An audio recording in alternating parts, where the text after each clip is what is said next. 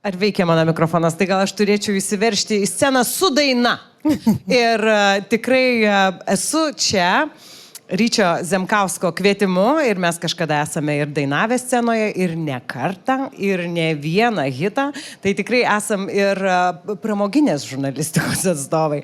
Tai kai man Rytis paskambino ir pakvietė čia sudalyvauti, aš aišku apsidžiaugiau, bet paskui mėginau išsisukti, nes išvažiuoju į Palangą.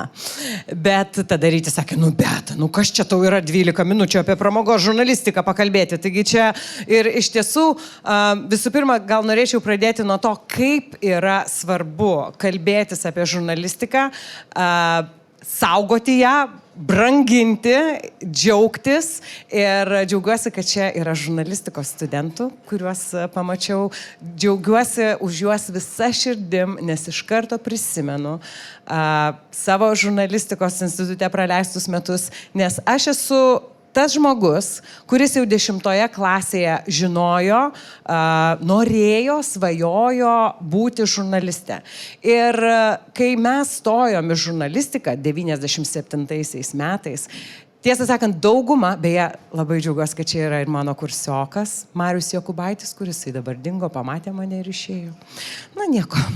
Tai dauguma, Mariau, tu ten gerai. Tai dauguma, ne dauguma, bet tikrai nemažai mano bendrakursių visi svajojo būti tyriamosios žurnalistikos atstovais. Nes tais laikais, kur dauguma jūsų čia net nebuvote gimę, čia kalbu apie tos pirmo kurso studentus, tai Lietuvoje buvo daug dienraščių, popierinių savaitraščių, kur kiekvieną dieną, ir aš užaugau namuose, kur buvo prenumeruojami dienraščiai ir skaitydavom juos, ir ypač, kadangi jeigu norėjai įstoti į žurnalistiką, turėjai būti susipažinęs su tuo, ką rašo dienraščiai. Ne? Tai aš skaitydavau Lietuvos rytą, Respubliką, dar jinai buvo normali.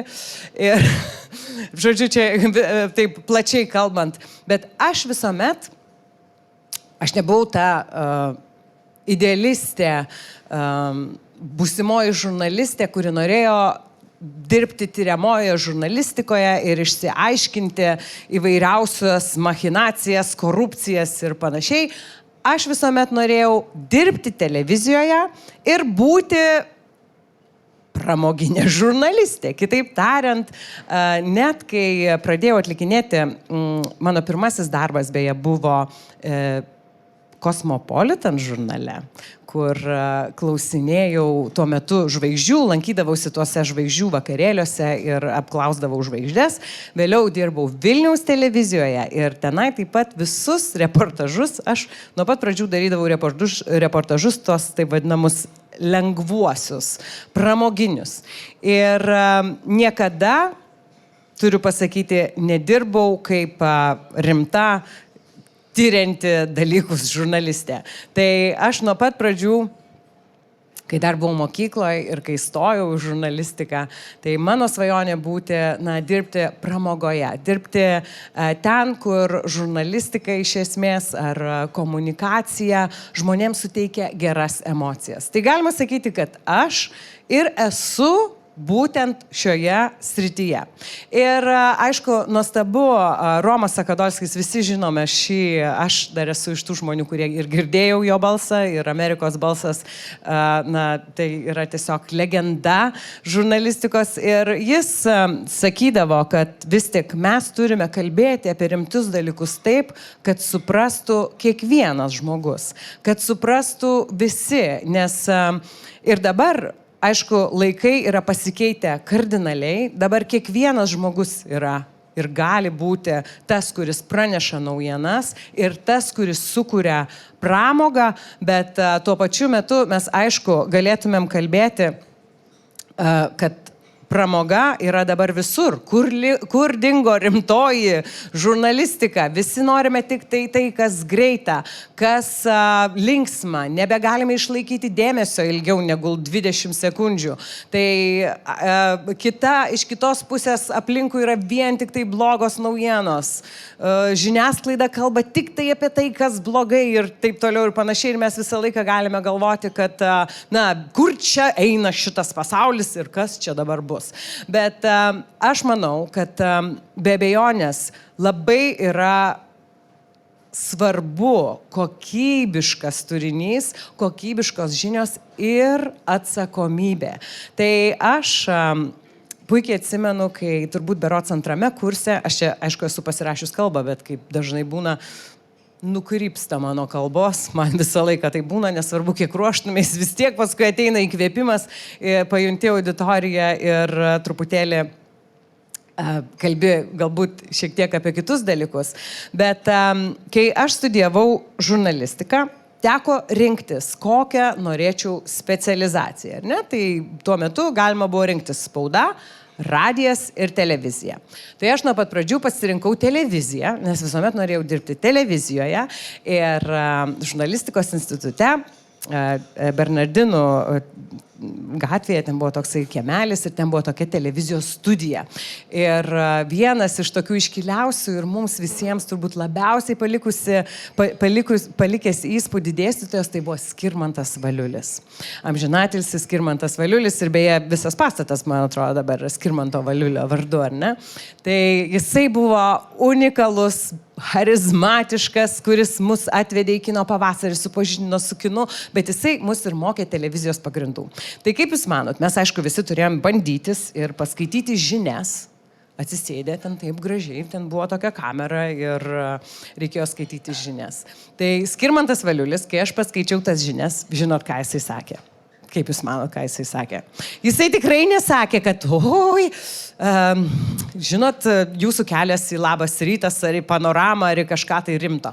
Jis sakė, taip mandagiai, žinot, jūs truputėlį per daug šypsotės ir jūsų žandai šiek tiek didoki.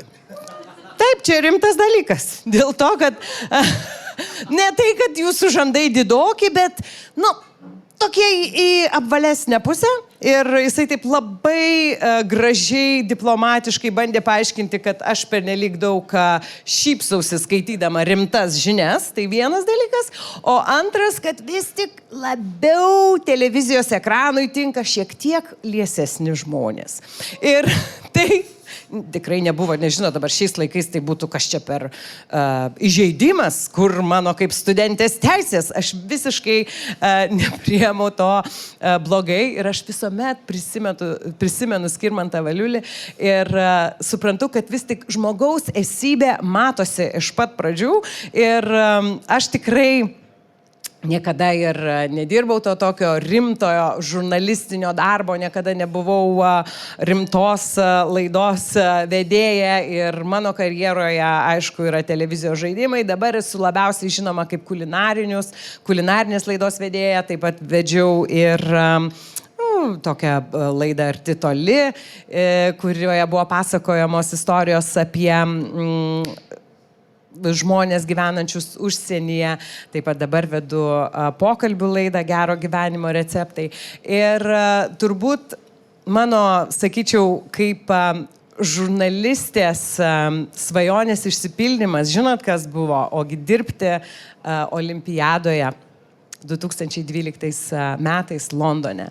Ir mano sritis buvo būtent tos, taip vadinamas softas, pramogos įvairios, kaip ten jaučiasi sportininkai ir kiek kainuoja užkandžiai maždaug gatvėse. Aš darydavau reportažus, tos tokius lengvesnius, ar ne? Nes mano bakalauro darbas buvo su kitu nuostabiu dėstytoju, kurio dėja irgi nėra su mumis, Žygintu Pečiuliu, tai LRT olimpiadų transliacija. Ir man pavyko, aš parašiau savo diplominį darbą apie tai ir tada vėliau dirbau LRT komandoje. transliuojant olimpinės žaidynės. Tai aš skaitau, kad tai yra mano tikrai tokia, svajonės išsipildymas. Bet dabar, kur aš dirbu ir aš tikrai jau daug metų vedu turbūt pačią Lietuvoje jau seniausia, esu pati seniausia kulinarinių laidų vedėja, ta prasme, kad aš jau tiek metų esu eteryje ir beje, mano karjera kaip kulinarinių laidų vedėjos prasidėjo prieš 20 metų ir mano pirma, būtent LRT kanale, aš vedžiau laidą kulinarinės kelionės, į kurią man irgi reikėjo gauti leidimo. Aš turėjau prašyti LRT generalinio direktoriaus tuo metu, kad man leistų vesti vieną rimtą laidą, tai yra Arti toli, kur buvo reportažai iš užsienio, ir vieną nerimtą, tai yra kulinarinė laida, nes aišku, nieko rimto ten toj kulinarijoje nėra. Tai man pavyko ir mano pirmasis svečias mano toje kulinarinėje laidoje, kulinarinės kelionės, buvo dar vienas žurnalistikos šviesulys, su kuriuo atsisveikinom šiais metais, tai Algimantas Čekuolis. Tai manau, kad jis tikrai yra tas žmogus, apie kurį ir pats parašęs labai daug knygų, apie kurį tikrai jį galime laikyti kaip tokiu, etalonu ir gebėjusiu, kuris apie rimtus dalykus sugebėdavo papasakoti žmonėms suprantamą kalbą ir buvo be galo smalsus, tikras žurnalistas iš prigimties. Ir visuomet dabar aš tikrai esu, net pati negalėčiau pasakyti, kiek televizijos laidų aš esu nufilmavus, bet esu nufilmavus tikrai daug ir visuomet, nesvarbu ar prieš 20 metų, ar prieš 10, ar prieš 5, visuomet man pačiai asmeniškai, galbūt dėl to aš tiek metų ir esu tame, man visuomet labai patiko būti ten, kur aš esu, bet aš visuomet po tuo turiu tokią vidinę atsakomybę, kodėl aš tai darau, kam tai yra reikalinga. Ir mano atveju, ar ne, galvotumėm, čia ta kulinarija, čia pokalbiai apie kažką, kam čia svarbu, tai nėra labai rimta, labai čia jau reikalinga, galėtumėm gyventi ir be to. Bet aš pati tame matau didžiulę prasmę, didžiulį tokį įsipareigojimą ir atsakomybę, todėl kad aš tuo savo kuriamų turiniu, iš tikrųjų labai smagu, kaip dabar atėjus socialiniams tinklams, mes turim tokį pasakymą, kad tai yra turinys, tai tais kuriamais nesvarbu, ar tai receptai, pasakojimai, aš tai darau dėl to, kad mano tikslas visų mano laidų, kurias aš kuriu, yra vienas – perduoti žmogui gerą emociją ir jį, kaip čia, nelinksminti, bet yra puikus tas angliškas žodis, ar ne, entertainment, tai pakelti jo vidinę būseną, kilstelėti viršun, dėl to, kad mes visi iš tiesų esame atsakingi už tai, kaip mes jaučiamės ir aš esu tikrai įsitikinus ir tai yra įrodyta, kad kai žmogus gyvena baimei, kai žmogus gyvena nežinioje, jisai negali nieko gero sukurti nei savo, nei aplinkiniam. Ir mes dabar visi iš tiesų gyvename tokiais neramiais laikais, kai visuomet atrodo, kad kažkas tuoj atsitiks, mes visi kažko laukiam ir galime būti tokie kaip išgąsdinti zuikiai, kaip į mus nukreiptos visos lempos ir mes tada suakmenėjam. Mes nebegalim gyventi, mes nebegalim kurti ir tuomet nebegalim tiesiog klestėti, šviesti vieni kitiems. Ir tai yra tai, ko galbūt iš tiesų ir siekia tas priešas mus įvairiais būdais baugindamas. Tai aš savo darbe matau prasmę ir matau tikslą ir visuomet sakau, kad ačiū, kad šį vakarą esate kartu ir aš tikiuosi, kad jūs, nesvarbu, gaminsit, negaminsit, pritaikysit tos patarimus ar ne, bet man svarbu, kad jūs žiūrėdami mano laidą jaustumėtės truputėlį pakilėti, jums būtų šiek tiek linksma, jums būtų šiek tiek gera, jūs norėtumėte tuo gėriu pasidalinti su kitais. Ir turbūt vienas pats kaip čia, nes kalbame apie pramogos žurnalistiką, apie atsakomybę, kad tai, kad tu kuri, perduotum kitam tą gerumo estafetę ir visi mes tada būtumėm labiau laimingi, labiau džiaugsmingi, labiau norėtumėm padėti vieni kitiems. Ir aš aišku sutinku labai daug žmonių, kurie man sako nuostabius komplimentus ir giria mane ir sako, oi, kaip aš mėgstu jūsų laidą. Šiandien beje iš ryto man teko tokia garbė susipažinti su Lietuvos kariuomenės vadu, ar ne, ir jo žmona, ir mes ten filmavom tokį trumpą pakvietimą į tokią šventę, kuri vyks spalio 18 dieną ir sako, oi, aš kaip mėgstu jūsų laidas. Įsivaizduojat, koks komplimentas. Lietuvos kariuomenės vadas sako, aš taip mėgstu jūsų laidas. Ir aš tikrai džiaugiuosi ir jaučiuosi netgi susikuklinus dėl to, bet yra vienas komplimentas, kurio niekada nepamiršiu ir kurį visuomet prisimenu ir sakau, vienas, žodžiu, toksai vyriškis sako, aš taip mėgstu žiūrėti jūsų laidą, aš neturiu šeimos, bet kai žiūriu jūsų laidą, man atrodo, kad aš turiu šeimą. Tai galvoju, nuostabu, mes ir turim pramogos žurnalistikos darbuotojai stengtis vieni kitiems sukurti jaukumo, džiaugsmo ir šeimos atmosferą, nes tada jausime stiprus ir galintys atlaikyti viską, kas aplinkui čia, kaip sakant, besiartintų. Tai visiems jauniems žurnalistams, kurie bus žurnalistais, nesvarbu, kokią jūs sritį pasirinktumėt, visuomet kurkime tai, kas padės žmonėm tiesiog būti geresniem ir labiau džiaugtis savo gyvenimu. Tai va tokia ir yra ta pramogų žurnalistika iš mano perspektyvos. Ačiū Jums ir gero likusio forumo. Ir ačiū Ryti, kad pakvietei. Ačiū, Beta, truputį, tu žinau, kad lėksi, bet dar vieną sekundę pabūk.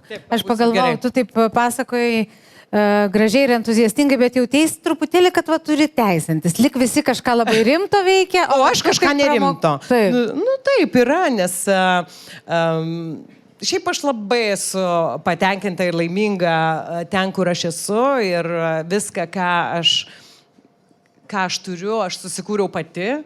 Ir jeigu... Bet neretai, jeigu aš sulaukiu kokios nors kritikos, tai būna, oi, čia dabar ką čia ta vyrėja nusimano. Ir aš, aišku, nepuolu visiems sakyti, paprašyčiau, aš esu žurnalistė ir dar baigiau ryšių su visuomenė magistrą, aš jokia nevyrėja. Aš baigiau ir vyrėjos mokslus, kulinarijos šefo diplomą turiu. Bet tas toksai, juk mes nesistengiam gyvenime parodyti, kas čia kietesnis. Bet koks darbas, kurį mes dirbam su džiaugsmu, yra vertas pagarbos ir kaip sakant, aplodismentų. Tai labai labai ačiū, kad tu mums tai priminė ir mes tikrai aplodismentų suteiksim gausių išlydėdami. Ačiū Jums.